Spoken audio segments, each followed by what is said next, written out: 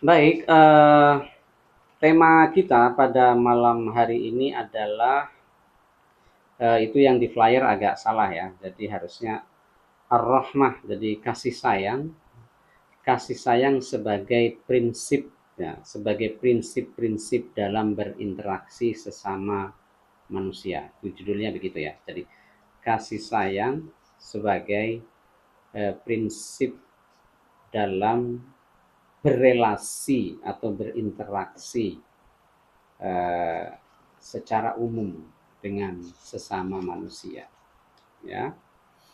Jadi kalau minggu lalu kita eh, kita membahas tentang kasih sayang universal ya. Tema minggu lalu adalah kasih sayang universal. Kita harus sebagai manusia, sebagai makhluk Allah itu harus menyebarkan kasih sayang, memberikan kasih sayang, cinta kasih tidak hanya juga hanya pada manusia tetapi juga kepada lingkungan, kepada hewan, kepada tanaman. Nah, kita harus sayang ya. Minggu lalu kita ingat bagaimana ada hadis ya, ada riwayat seorang laki-laki yang memberikan air minum kepada anjing itu ya anjing yang kelaparan, yang kehausan itu dihitung oleh Allah ya, Allah berterima kasih kepada pemuda itu, laki-laki itu yang memberikan air yang kepada anjing yang kehausan. Nah, itu kasih sayang kepada sesama makhluk ya. Eh, Makhluk manusia ataupun hewan ataupun tanaman ya, semua makhluk ciptaan Allah kita harus harus berkasih sayang. Nah, ini sekarang kita bicara prinsip-prinsip bagaimana kita eh, apa prinsip ar-rahmah, kasih sayang itu sebagai prinsip dalam bermuamalah, dalam berinteraksi, dalam berrelasi dengan sesama manusia. Nah, ini hadis yang pertama akan saya bacakan ya. Ini dalam Urida fi Sahih Muslim, dalam kitab Sahih Muslim yang diriwayatkan an Abi Hurairah, oleh Abi Hurairah. Qala, Abu Hurairah bercerita, qala Rasulullah berkata, man naffasa am mu'minin ya, kurbatan min kurabid dunya, barang siapa man nafasa, membuka, melapangkan jalan. Jadi ingat-ingat, nafasa, man nafasa am mu'minin, barang siapa yang melapangkan dari seseorang ya, kesusahannya dari seseorang, kesusahan seseorang ya. Kesusahan atau masalah atau masyakkah atau problem ya. Maka suatu problem atau sedikit sebanyak itu, pokoknya setitik problem pun, kurbatan, kesusahan di dunia, maka nafasallahu anhu kurbatan min kurabi yaumal qiyamah. Maka nafasallah, maka Allah akan membuka jalan, melapangkan jalan baginya nanti di yaumil qiyamah ya, di hari kiamat ya. Ya karena ini nanti direkam jadi ya saya sampaikan lagi bahwa ini pengajian kita adalah membaca hadis-hadis dari atau dalil-dalil yang dikumpulkan oleh Ustadz Faqihuddin Abdul Qadir dalam kitabnya Nabiur Rahmah. Nabiur Rahmah atau nabi yang penuh dengan kasih sayang.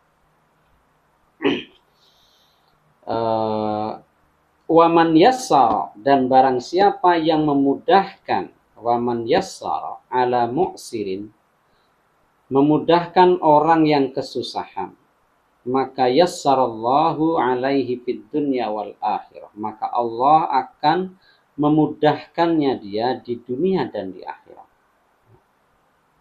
Jadi kita harus memudahkan, menolong, yassara, memudahkan, jangan mempersulit. Ya. Wa man satara musliman, satu-satu lah saya terangkan ya. Jadi kita harus seorang muslim itu wajib memudahkan, jangan menyulitkan. Anda menjadi apa saja, menjadi kepada teman, mudahkan teman. Kalau Anda pelayan, mudahkan yang dilayani. Kalau Anda pejabat, mudahkan anak buah, dimudahkan semua ya. Jangan mempersulit. Nah, sekarang itu kan ada apa namanya? Jargon, kalau tidak bisa kalau tidak bisa dipermudah, dipersulit. Jangan begitu tadi. Kalau bisa dimudahkan, jangan dipersulit, jangan dibalik ya, jangan dibalik. Oke. Waman sator musliman, dan barang siapa yang menutupi aib ya, sator, menutupi aib orang muslim. Aib itu apa saja, aib fisik ya, aib fisik misalkan ada panu, ada kadas, ada kurap, ada belang, ada apa, aib kalau dianggap aib di secara sosial begitu, atau aib secara psikologi ya, secara psikologi dia aib punya apa, dia itu mungkin orangnya apa ya, kalau misalkan orang pemarah, orang apa ya, lemah atau apa, penakut, apa, pemalu ya, kita tutupi aibnya ya. Atau aib penyakit, misalkan ada penyakit ya, tutupi, jangan diumbar ya. Atau punya aib kesalahan di masa lalu, maka kita harus sebagai muslim ya, waman satara musliman, menutupi aib orang muslim, maka satarahullahu fid dunya wal akhirah, maka Allah akan menutupi aibnya di dunia dan di akhirat. Wallahu fi aunil abdi, Allah itu akan selalu di dalam aunil abdi, akan menolong hambanya, maka al abdu fi auni akhihi, selama hambanya itu fi auni akhihi, selalu menolong akhihi saudaranya, temannya, kerabatnya ya. Jadi Allah itu akan selalu menolong orang-orang yang menolong orang lain. Jadi ini dalam hadis ini seperti ya kepastian ya, Allah itu pasti menolong orang-orang yang menolong orang lain. Jadi pertama tadi hadis ini nafasa ya, lapangkan jalan, maka kita akan dilapangkan jalan. Jangan malah mempersempit jalan. Ini bisa bermakna tekstual, bisa bermakna kontekstual ya. Kalau Anda punya jalan tetangga ya, Anda rumahnya di belakang misalnya berdempetan, di belakang ada rumah nggak bisa masuk, itu ya Allah ya. Jadi seorang muslim itu berikan jalan kepada dia, jangan ditutup, jangan dipagar. Nggak bisa jalan nanti tetanggamu kan. Jadi kalau misalnya ada tetangga di belakang lewatnya rumahmu, kasihan nggak bisa jalan ya, jangan malah ditutup pagar ya. Nah, malah dulu ada di berita itu kan ini banyak yang terjadi sekarang kan, di berita-berita itu ada di kota-kota ya, tetangganya di belakang lewat, kalau dia nggak punya jalan kan kecuali lewat depan rumahmu ya, tapi karena kemudian bertengkar ditutup jalannya. Jangan begitu. Jadi lapangkan jalan. Kalau kalian misalkan jemuran di asrama itu ya, jangan rebutan kemudian ditutupi temannya supaya nggak bisa menjemur pakaian. Nah, itu lapangkan, berikan space ya. Ya, termasuk kalau di jalanan ya, kalau kalian nyupir itu, kalau ya kalian nggak terburu-buru, santai ya, ambil sebelah kiri ya, ambil sebelah kiri karena sebelah kanan untuk mendahului ya. Jadi lapangkan jalan untuk orang yang mau mendahului sebelah kanan ya. Kalau di jalan ada orang menyeberang, lapangkan jalan. Orang dulu kan orang apa pejalan kaki dulu kan, sepeda dahulukan, orang yang jalan kaki dahulukan. Nah, itu namanya melapangkan jalan. Wa man salaka tariqan, dan barang siapa yang berjalan di atas suatu jalan, yaltamisu fihi, di jalan itu untuk dalam rangka untuk ilman, yaltamisu fihi, untuk menemukan pengetahuan ya. Jadi orang-orang yang selalu berjalan mencari pengetahuan ya, mencari pengetahuan, yaltamisu fihi ilman, sahalallahu lahu bihi tariqan ilal jannah, maka Allah akan memberikan akan memudahkan jalannya ke surga ya. Tapi karena pengetahuan itu kan nanti akan hadis-hadis berikutnya. Jadi orang yang mempunyai pengetahuan itu, kata Rasulullah, akan dimudahkan jalannya menuju surga. Tetapi pengetahuan itu, orang yang berpengetahuan itu konsekuensinya harus ya, bukan pengetahuan untuk pribadi, tetapi pengetahuan untuk menolong orang lain ya, untuk memudahkan orang lain, untuk melapangkan jalan orang lain ya. Jadi orang dulu kalau nggak pengetahuan, nggak ngerti Google ya, belajar Google atau belajar computer science itu kan mungkin belum seperti sekarang ada peta jalan, ada apa ya, ya termasuk pengetahuan agama penting ya. Pengetahuan agama itu bagaimana berwudu, bagaimana bersuci, bagaimana sholat, bagaimana berzakat, bagaimana berpuasa. Itu juga itu tidak boleh disimpan, itu nanti kan dikasih tahu ke orang lain ya. Maka Allah akan memudahkan jalannya ke surga. Oke.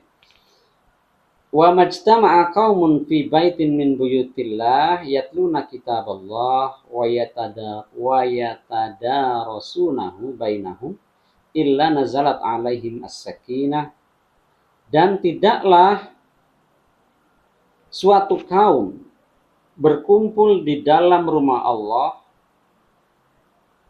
melainkan mereka itu ya. Jadi kalau di rumah Allah dan mereka yatluna kitaballah, membaca kitab Allah, Al-Qur'an, kitab Allah, wa yatadarasunahu, dan mendalaminya, bainahum, di antara mereka, maka mereka tidak mendapatkan kecuali, artinya akan mendapatkan as-sakinah, ketenangan ya. Wa ghasiyathumur rahmah, dan akan dilimpahi, akan dihujani ya, ar-rahmah, kasih sayang. Wa haffathumul malaikah, dan akan diliputi oleh malaikat ya. Wa dzakarahumullah fi man indahu, dan akan disebut oleh Allah di antara orang-orang yang di sisi Allah ya. Kan mereka yang di sisi Allah itu kan al-auliya ya, an-nabiyyin, nabi-nabi, kemudian malaikat, nabi-nabi, kemudian aulia. Nah, kita yang selalu mempelajari ilmu Allah ya, kitabullah ya, maka kita akan mendapatkan as-sakinah, ketenangan ya, dan rahmah ya, dan akan ditempatkan di sisi Allah bersama-sama orang-orang tadi ya, bersama malaikat, bersama nabi, bersama aulia. Oke. Famusa'adatul ibad, maka pertolongan seorang hamba-hamba ya. Jadi kalau orang suka menolong ya, wataisuru amrihim ya, dan selalu memudahkan jalan. Barang siapa yang selalu menolong dan memudahkan jalan ya, ada wataisu, dan memudahkan urusan mereka, maka itu adalah torikun ila nuzuli, maka itu adalah jalan. Jalan kepada turunnya ma'unat, nuzulil ma'unatin minallahi ta'ala. Itu adalah jalan turunnya ma'unah, pertolongan dari Allah. Jadi kalau Anda suka menolong orang lain, suka memudahkan urusan orang lain, itu adalah wasilah ya, suatu jalan yang akan memudahkan ma'unah, pertolongan Allah kepada Anda. Ya, ya itu hukum ininya, hukum alamnya ya. Kalau Anda suka menolong, memudahkan orang lain, maka Allah pasti akan memudahkan atau menolong Anda. Kayak gitu. Haitsu annal hayat, sesungguhnya kehidupan allati taqumu yang kehidupan yang dibangun alat tasanudi, alat yang dibangun pada asas atas saling menopang satu dengan yang lain, ya. Wal musa'adah, dan saling menolong, saling menopang, saling menolong di antara sesama, fima bainahum, yushilu lahum, itu akan memudahkan fi mawakibati jami umurihim, akan memudahkan semua urusan mereka, wal istisbar, dan bersabar ya, akan sabar dan kuat atas masaibihim, terhadap masaib, musibah dan wasyadaidihim, dan kesulitan mereka. Jadi saling menolong, saling memudahkan, itu akan menjadi sebab turunnya pertolongan Allah ya. Dan kehidupan yang didasari atas saling menopang, saling menolong, itu akan memudahkan orang lain untuk bersabar dan menahan dari segala penderitaan, musibah dan kesulitan. Oke. Sampai sini ada yang bertanya? Biar enggak saya saja ini ngobrol. Oke, ya kita teruskan. Jadi ini ada, biar cepat saja ya. Wa min suwaril muamalah birrahmah ya. Dan contoh-contoh dari muamalah birrahmah, contoh-contoh interaksi saling berrelasi yang didasari dengan rahmah itu adalah al-ikram ya, wat tauqir ya, menghormati, wal ihtiram, dan menghormati, mengasihi, bikulli fardin minan nas, dengan setiap orang, menghormati, mengasihi setiap satu dari manusia, setiap manusia artinya ya. Shoghiron, baik itu anak kecil yang lebih kecil dari kita, baik umurnya, tubuhnya, ya secara senioritas tadi umurnya, au kabiron ya, ataupun yang lebih besar, qoriban, ataupun yang dekat dengan qorib, dengan kita ya, kerabat kita, kakak, adik, ibu, bapak, kakek, dan seterusnya, au ba'idan, yang jauh ya. Jadi yang dekat ataupun yang jauh, tetangga yang dekat ataupun yang jauh, kita harus ihtiram, harus menghormati mereka. Rajulan atau imra'atan, terhadap laki-laki ataupun terhadap perempuan, itu juga tidak boleh dibedakan ya, semuanya perempuan dan laki-laki harus dihormati.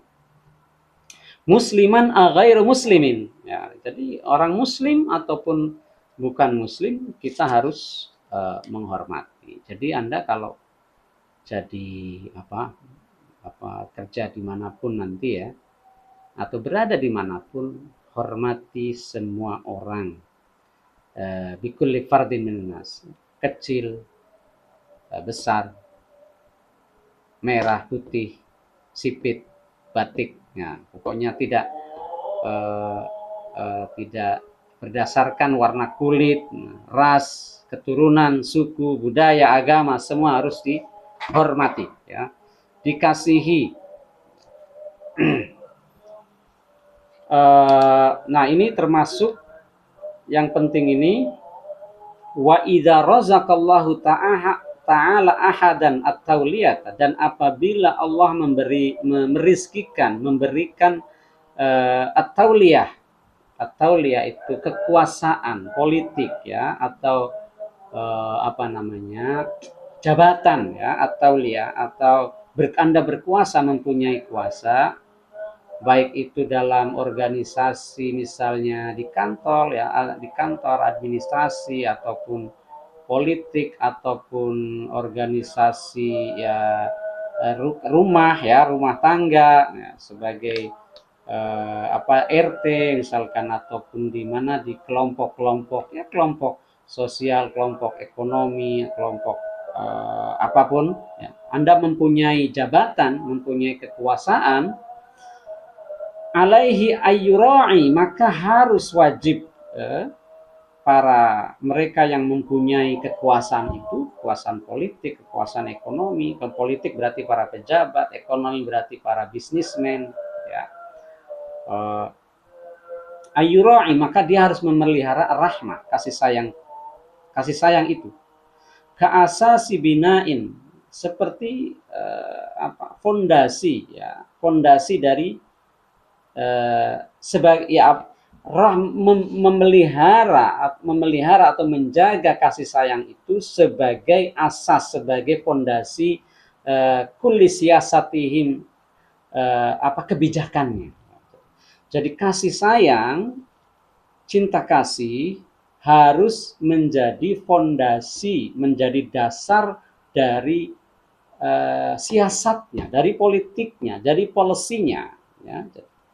Jadi menjadi apapun, menjadi pemimpin di bidang apapun, itu harus menjadikan kasih sayang terhadap sesama manusia sebagai fondasi dari kepemimpinan Anda. Ya, ini sih, ya, sudah seperti di Indonesia kan sudah tercantum di ini, ya, di konstitusi kita, misalnya di Pancasila itu kan, ya, kemanusiaan yang adil dan beradab, ya. Jadi semua kita kemanusiaan yang adil dan berkeadilan sosial bagi seluruh rakyat Indonesia. Atau di pembukaan Undang-Undang Dasar itu misalnya kita harus ikut mewujudkan perdamaian dunia, ya, dan keadilan sosial. Nah, jadi itu sudah, mungkin Anda sudah paham semua, ya. Tapi ini pokoknya intinya dalam bab ini, pertama secara individu, satu tadi, ya, kita harus menyebarkan, menjadikan kasih sayang itu sebagai prinsip dasar berhubungan dengan sesama manusia. Dan juga kalau kita mempunyai mempunyai at-tauliyah tadi, kepercayaan, kekuasaan, mempunyai kekuasaan dalam bidang apapun, ada di level apapun, bidang apapun dan level apapun, ya. Bidang, ya, olahraga, bidang apapun, ya. Dan level apapun, dari RT, dari RW, kecamatan, desa, kabupaten, kota, sampai kemudian presiden, itu harus mendasarkan policy kita, langkah kita harus berdasarkan kasih sayang itu, ya. Harus menjaga kasih sayang ada di dalam program-program kita, orientasi kita, visi misi kita. Ya, langsung saja ke hadis berikutnya. Wa fi ma sabaq, dan ada terkait itu, faqad da'al Mustafa Rasulullah sallallahu alaihi wasallam menyerukan kepada ilal hukam, kepada para hakim. Para hakim itu yang maksudnya penguasa. Antakuna lahum, para hakim, para penguasa di tingkat apapun, harus lahum ayya antakuna lahum qulubur rahmah. Mereka harus mempunyai qulub, hati yang penuh dengan kasih sayang. Fi muamalatihim, dalam interaksi mereka, dalam relasi mereka, ya. Nahu, nahwa syu'ubahum, terhadap syu'ubahum, terhadap rakyat mereka. Ya. Fatakuna sulukiyatuhum, okay. Maka akan menjadikan sulukiyatuhum, apa namanya, perilaku,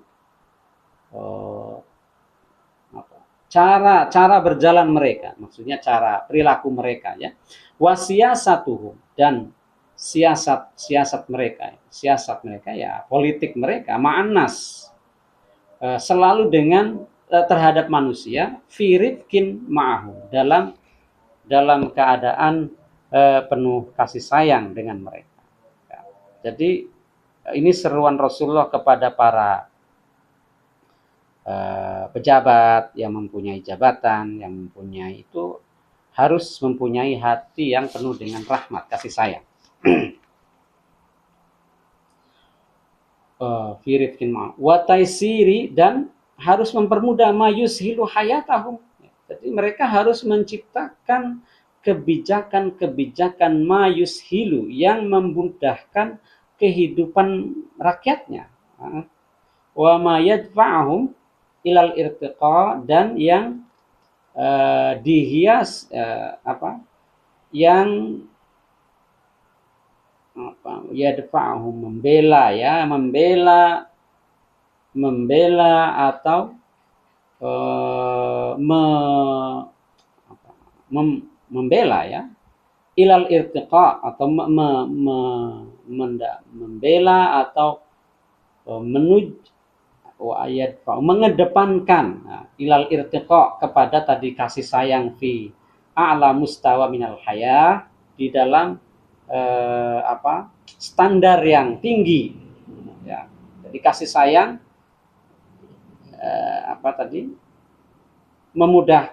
memudahkan orang, ya, siasat atau policy kebijakan yang memudahkan, itu akan menumbuhkan kasih sayang, ya, minal wasa'adah wal khair, kasih sayang, kemudian sa'adah, ya, kebahagiaan, wal khair, dan kebaikan, wal barakah, dan keberkahan.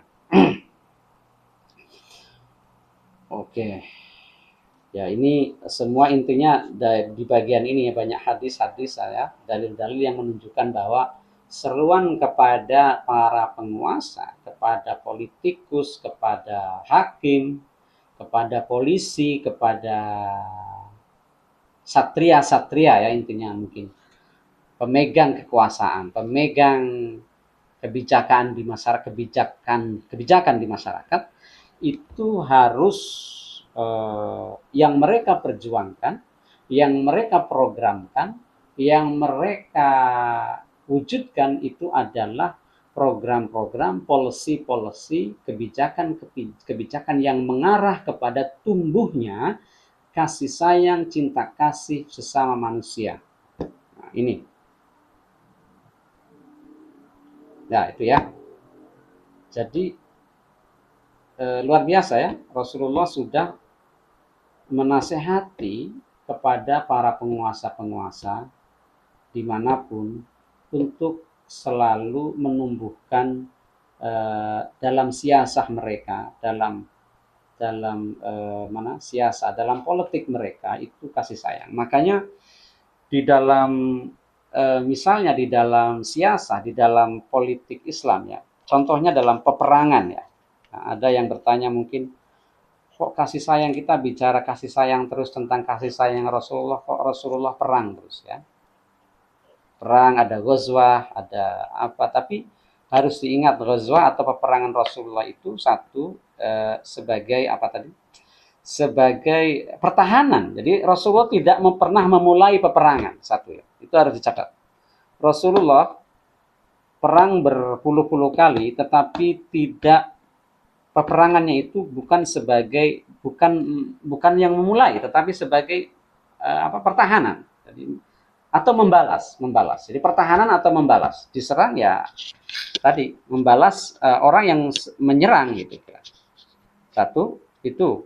Yang kedua, dalam sejarah peperangan di dunia, itu peperangan Rasulullah itulah dimulai adanya etika berperang. Ya. Ada etika berperang. Itu sebelumnya tidak dikenal. Dulu kan kita pernah bicara ya, kalau di zaman Romawi, Persia, sebelum datangnya Islam, itu siapa saja yang kalah perang ya jadi budak kan, jadi tahanan atau dibunuh, nggak ada ampun. Tapi sejak eh, peperangan di masa Rasulullah, ya itu ada etika. Etikanya misalnya tidak boleh membunuh orang tua.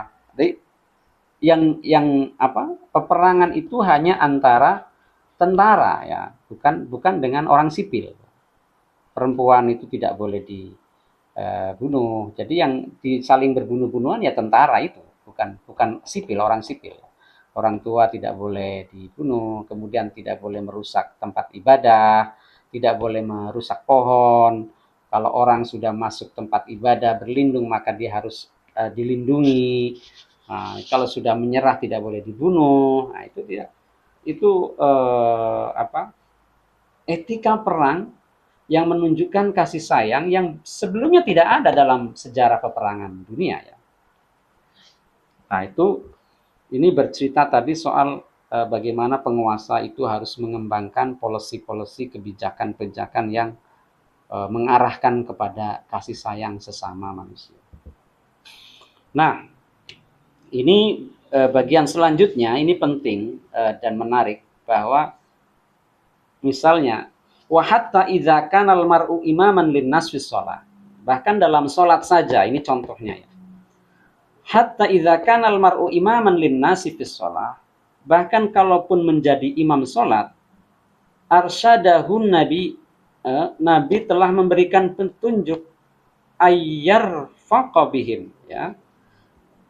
Hendaknya mereka ketika menjadi sholat itu ya penuh dengan kelembutan, ya, penuh dengan kelembutan dan kasih sayang, ya, kasih sayang itu rahmat,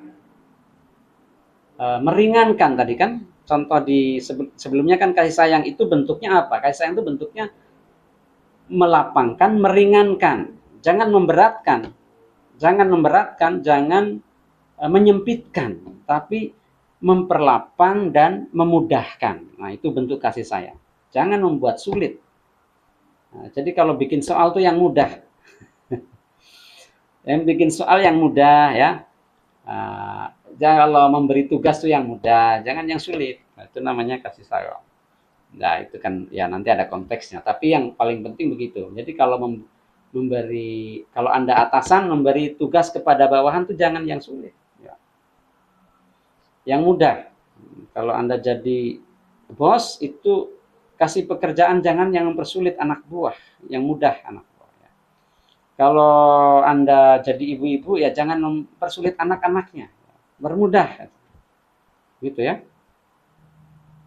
Fala yutilas sholat, jangan memperpanjang sholat. Jadi sholat itu kan, ayo sholat yang baik itu panjang bacaannya, nggak boleh. Kata Nabi, hendaknya fala yutilus sholat, jangan memperpanjang sholat. Nah, mura'atan, untuk bertenggang rasa kepada lid du'afa, mereka yang lemah. Kita harus bertenggang rasa kepada orang yang lemah. Wa ashabul masalih, dan mereka yang mempunyai hajat. Nah, jadi yang mempunyai kebutuhan yang ya hajat yang baik kan banyak ya, orang sholat itu ada yang mau apa ke rumah sakit, ada yang mau mengurus tugas, ada yang sedang di apa tugasin bos gitu ya.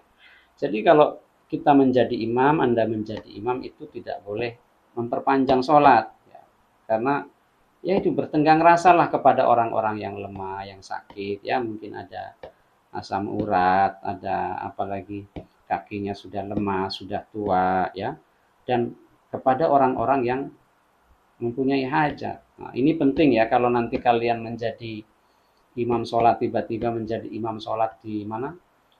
Di mall ya, di mall jadi imam sholat ya, atau di terminal ya, bus, atau di bandara gitu ya, atau di mana?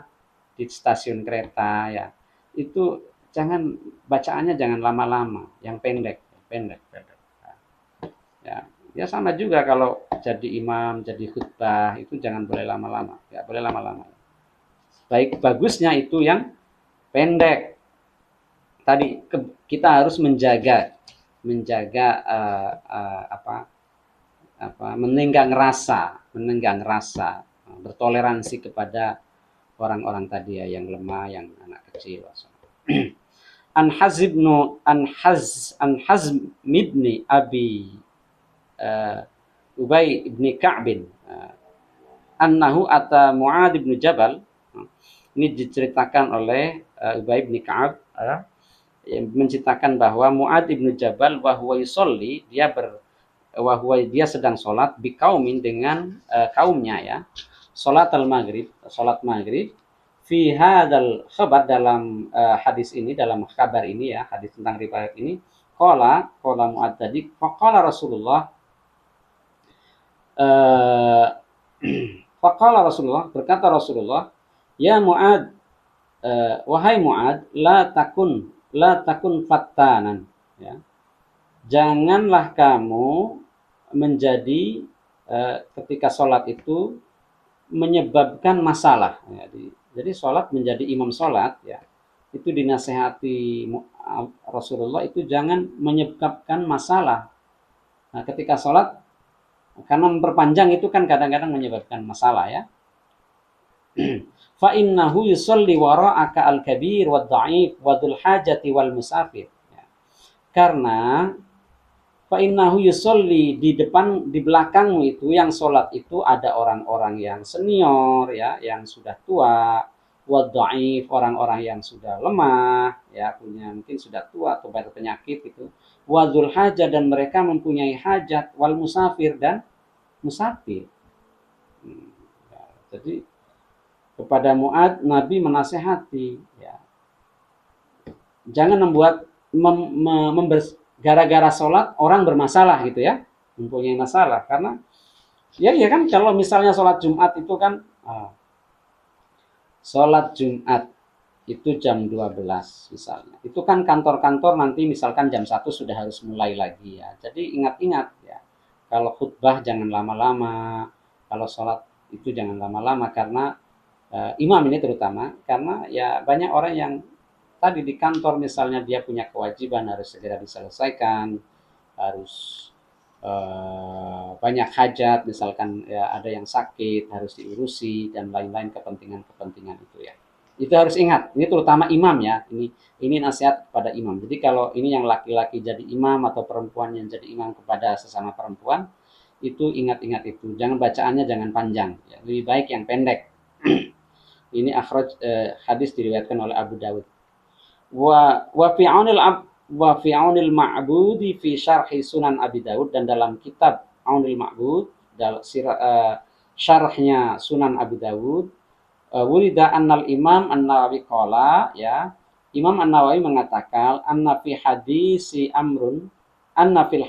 amrun, di dalam hadis itu tadi adalah perintah bitakhfifis shalah, untuk perintah meringankan sholat ya. Takhfif meringankan sholat. Jadi sholat itu jangan diperberat, jangan memperberat sholat, maksudnya ya perpanjang itu yang perpanjang. Bahkan dia wa ta'zir ala itolatiha, dan ada hukuman bahkan takzir kepada orang-orang yang memperpanjang sholatnya. Imam-imam maksudnya ya, imam-imam, pemimpin-pemimpin kaum yang memperpanjang sholatnya, yang membuat masalah makmumnya, itu enggak, itu bahkan boleh untuk ditakzir, dihukum. Wa qala aidan an-nafihi, dan dikatakan juga wa qala aidan qala, dikatakan an-nafihi dalam hadis itu istihbab, lebih disukai takhfifus shalah, ringan sholat yang ringan, yang pendek tadi, mura'atun, untuk menjamin atau memelihara lihalil ma'mumin, untuk kondisi makmum tadi, para makmum ya. Ya, makmum itu kan banyak sekali hajatnya, ada yang mengurus orang tua yang mengurus anak ya. Wa amma man qala, dan tapi ada juga yang mengatakan bahwa la yukrahu at-tatwil, la yukrahu at-tatwil, tidak dibenci, tidak disukai, tidak masalah at-tatwil, memperpanjang sholat, idza alima ridhol mu'minin, ketika diketahui ridho al-makmumin. Jadi kalau konsensus makmumnya di satu tempat itu sepakat untuk nggak apa-apa ya, kalau semuanya satu makmum itu dalam satu tempat itu semuanya sepakat untuk memperpanjang sholat, ya itu nggak apa-apa. Tetapi ini disanggah fayuskilu alaihi, tapi kadang-kadang itu bermasalah, annal imam qad la ya'lamu, kadang-kadang imam itu tidak mengetahui halaman ya'ti. Ada orang man ya'ti, ada makmum yang datang terlambat kan, kadang-kadang makmum yang datang tidak tahu tentang kesepakatan tadi, misalnya di satu musola, oke, sepakat bahwa satu musola, oke, kita sholatnya panjang, ayat-ayat panjang. Tapi kadang-kadang kan ada makmum yang datang dan tidak tahu kesepakatan itu, sehingga dia bertanya-tanya, ini sholat panjang sekali sih. Ya. Nah, itu dibolehkan. Nah, fa'ala hadza yukratu tatwil ya. Maka ketika tadi mana? Pak yatim bi ba'da dukulihi. Maka kemudian makmum itu bingung setelah dia masuk di dalam sholat itu tadi ya. Nah, maka dalam keadaan ini kata Imam Nawawi tadi, makruh mutlakon, itu makruh illa iza furido fi musallin, kecuali dalam satu musola, tempat musola itu, satu kaum itu, satu kelompok itu terbatas sekali dan semuanya tahu. Nah, itu nggak apa-apa. Semuanya tahu dan itu dibatasi, mereka yang tidak tahu tidak sholat di situ ya, maka nggak apa-apa ditatwil ya, jadi berpanjang-panjang dalam sholat. Wa fi sahih Muslim, dan dalam kitab sahih Muslim, karena Nabi yarfaqu biman akhta'a haitsu takallama asna as-salat. Jadi bahkan menurut dalam kitab Muslim itu ada hadis bahwa ada riwayat bahwa Rasulullah itu lemah lembut ya, tidak marah, tidak ghadab, tidak marah terhadap orang yang salah ketika sholat, karena ketika sholat itu takallama, dia berbicara asna sholat ya, kan kita tahu kalau orang berbicara ketika sholat itu kan nggak boleh ya, atau membatalkan sholat, kita tahu itu. Tapi kata hadis ini, kata riwayat ini, yarfaq, Nabi itu tidak memarahin ya orang yang bicara. Jadi ada riwayat begitu ya, jangan kemudian kita mengatakan oh nggak apa-apa itu bicara, tapi bahwa ini sikap seorang pemimpin. Nabi menunjukkan sikapnya sebagai seorang pemimpin, bahkan ketika orang itu bicara ketika sholat yang itu membatalkan, itu Nabi tidak marah gitu loh ya. Famakana yashtimuhu, Nabi tidak menghardik, bal yursiduhu, hanya mengarahkan saja, ilama huwa shalah, mengarahkan kepada yang benar. Jadi Nabi memperingatkan dengan halus, bukan dengan kasar ya. Kadang-kadang kan orang yang lagi sholat misalkan ngobrol, kita marah-marah gitu ya, langsung wih apa marah gitu ya, dengan menghardik atau apa, itu Nabi nggak begitu. Nabi itu bahkan lemah lembut. Orang yang begitu pun Nabi tetap hanya mengarahkan yang baik, yang benar gitu ya. Wan Muawiyah, diriwayatkan oleh Muawiyah ibn Hakam as-Salami, qala baina ana usolli ma Rasulullah, ketika aku sholat dengan Rasulullah, idza atasa rajulun minal qaumi, ada datang seorang laki-laki dari satu kaum, fakultu yarhamukallah, dia berbersin ya, maka aku mengatakan yarhamukallah, faromani al-qaumu bi absarihim. Ini ketika sholat. Ketika sholat ada orang datang, kemudian dia bersin gitu. Nah, kemudian ini sahabat yang bercerita itu, saya mengatakan yarhamukallah, ya kan ada yang bersin kan yarhamukallah. Kemudian orang-orang itu melihat semua kepada dia gitu ya. Nah, artinya apa? Memperhatikan lah. Fakultu. Oke.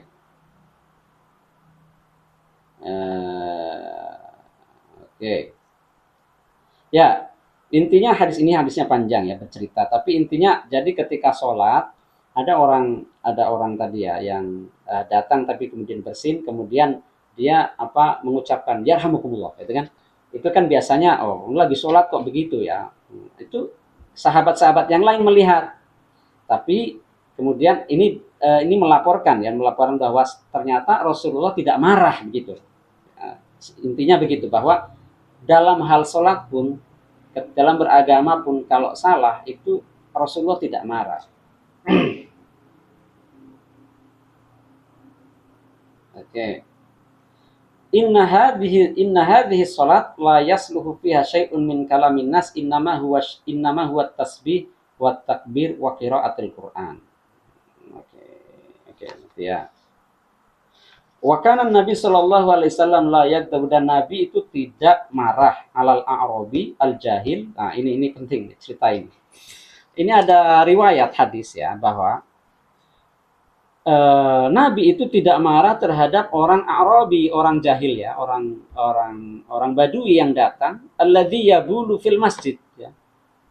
Yabul fil masjid, yabul apa? Kencing di masjid, ya, pipis di masjid. Ada orang Yahudi, bukan Yahudi, orang Badui. Orang Badui itu ya orang tidak berperadaban lah, orang kampung gitu ya. Tiba datang ke masjid, kemudian dia kencing di masjid. Ya, masjid zaman dulu kan Nabi katanya ya, pasir, masih tidak, bukan keramik ya, jadi pasir gitu. Tapi kencing di situ.